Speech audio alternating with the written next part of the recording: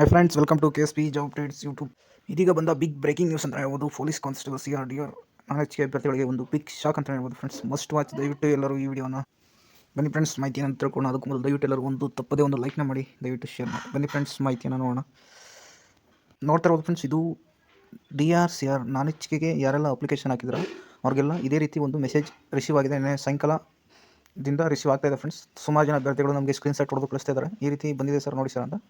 ಅದರಿಂದ ನಾನು ಈ ವಿಡಿಯೋನ ಮಾಡ್ತಿದ್ದೀನಿ ನೋಡಿ friends. Dear applicant, you will be written examination for the post of APC ಅಂದರೆ ಆರ್ಮಡ್ ಪೊಲೀಸ್ ಕಾನ್ಸ್ಟೇಬಲ್ 364 ಅಂದರೆ 3064, ನಾನ್ ಕಲ್ಯಾಣ ಕರ್ನಾಟಕ, ಬಾಗಲಕೋಟ್.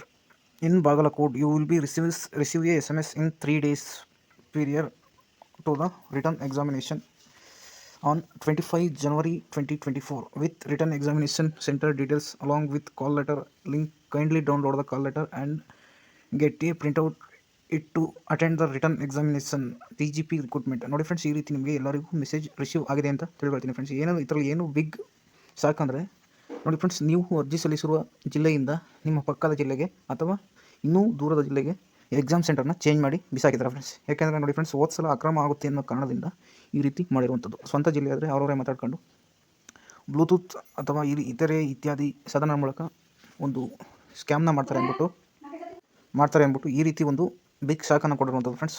ತುಂಬ ಜನಕ್ಕೆ ನನಗೆ ಮೆಸೇಜ್ ಮಾಡಿದರೆ, ನಮ್ಮದು ಮೈಸೂರಿಗೆ ಅಪ್ಲಿಕೇಶನ್ ಹಾಕಿದ್ದೀರಿ, ಮಂಗಳೂರಿಗೆ ಹೊಂಟಾಗಿದೆ, ನಾವು ಬೆಂಗಳೂರಿಗೆ ಅಪ್ಲಿಕೇಶನ್ ಹಾಕಿದ್ದೀವಿ, ಕಲಬುರಗಿಗೆ ಹೊಂಟಾಗಿದೆ. ಅಂದರೆ ಉತ್ತರ ಕರ್ನಾಟಕ ದಕ್ಷಿಣ ಕರ್ನಾಟಕ ಎರಡು ಮಿಕ್ಸ್ ಮಾಡಿ ಹಾಕ್ಬಿಟ್ಟಿದ್ದಾರೆ ಫ್ರೆಂಡ್ಸ್ ಸುಮಾರು ಜನಕ್ಕೆ. ತುಂಬ ಜನಗಳು ನಮಗೆ ಓಡಾಡೋಕ್ಕೆ ಒಂದು 2-3 ಡೇಸ್ ಬೇಕಾಗುತ್ತೆ ಫ್ರೆಂಡ್ಸ್ ಅಂತ ಒಂದು ಮೆಸೇಜನ್ನು ಮಾಡ್ತಿರುವಂಥದ್ದು. ಇದರಿಂದ ತುಂಬ ಜನ ಅಭ್ಯರ್ಥಿಗಳು ಒಂದು ಎಕ್ಸಾಮ್ಗೆ ತಪ್ಪಿಸ್ಕೊಳ್ಳೋ ಸಾಧ್ಯತೆ ಇದೆ ಫ್ರೆಂಡ್ಸ್. ಯಾಕೆಂದರೆ ಅವರು ಹೋಗ್ಬರೋಕ್ಕೆ ಒಂದು ಹತ್ರದಲ್ಲಿದ್ರೇ ಕಷ್ಟ, ತುಂಬ ಜನ ಅಟೆಂಡ್ ಆಗೋಲ್ಲ. ಇನ್ನು ಇದಕ್ಕೆ 300-400 ಕಿಲೋಮೀಟರ್ ವ್ಯತ್ಯಾಸವನ್ನು ಮಾಡಿರೋದ್ರಿಂದ ತುಂಬ ಜನಕ್ಕೆ ಅನಾನುಕೂಲ ಆಗ್ತಿದೆ. ಇದು ಒಂದು ರೀತಿ ಒಳ್ಳೆಯದೇ ಅಂತಲೇ ಹೇಳ್ಬೋದು ಫ್ರೆಂಡ್ಸ್. ಯಾಕೆಂದರೆ ಸ್ಕ್ಯಾಮ್ ನಡೆಯೋದು ಸ್ವಲ್ಪನಾದರೂ ಕಮ್ಮಿ ಆಗುತ್ತೆ.